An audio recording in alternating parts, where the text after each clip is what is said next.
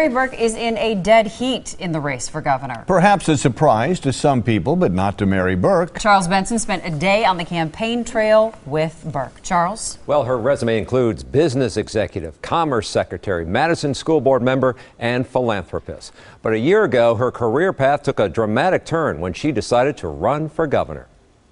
So nice to meet you. Nice to meet you. Thank you. Thank you. Retail politics is relatively new for Mary Burke, but in a year's time, she has gone from an unknown former business executive to potentially pulling off an upset. I'm standing with the people of Wisconsin. It's been a learning curve for Burke. Her only previous political experience was winning a seat on the Madison School Board. She has made jobs and education her top priorities. Means great, affordable public education from kindergarten all the way through university. Along the way, she has sharpened her skills. A recent national news story featured a quote on her desk that read, "Don't defend, counterpunch." Have you had to learn to come up with a counterpunch? Sure. I mean, but I think that's naturally the way I am, too. I mean, I don't sit back. Burke said she would target tax cuts for the middle class and oppose statewide expansion of the school voucher program. But she's less specific on how to keep up with future costs for roads and highways. Does the gas tax need to be raised?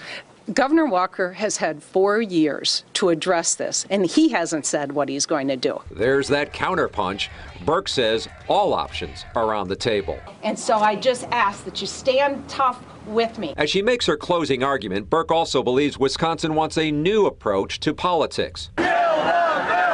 She blames Governor Walker for polarizing the state during the Act 10 battle. Burke supports restoring collective bargaining rights for public employees, but she also agrees they should contribute to their pension and health care benefits. She says the political fight has left the state divided. How does that change if you become governor? It starts with the governor. It's the tone that is sent, and I think that's part of the reason that it is so partisan now and polarized, is because that is a tone that Governor Walker set pretty early on. And so, Did he set it, or did the opposition just become so strong against what he wanted to do? you have to, where does the buck stop? It stops with leadership.